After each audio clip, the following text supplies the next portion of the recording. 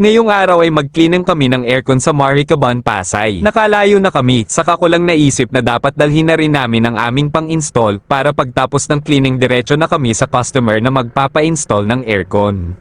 Dapat pala tinala na natin yung ano para diretso tayo, no?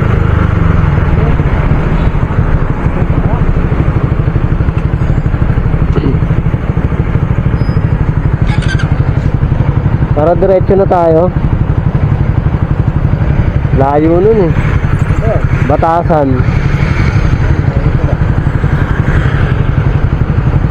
Dali na natin.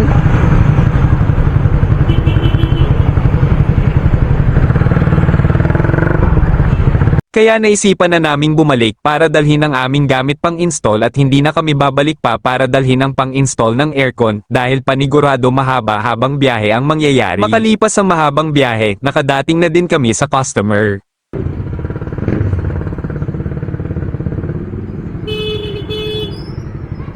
Pagkadating namin, agad ko na rin tenest ang aircon kung lumalamig, saka ko pinatay at inumpisahan ko ng baklasin ang kaha nito. Nang mabaklas ko na lahat, nilinisan na rin agad namin ito.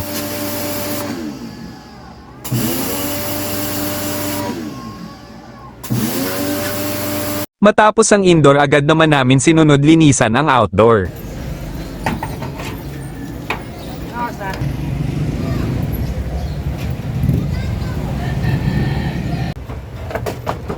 Pagkatapos nito, kinabit na rin namin yung kaha ng aircon.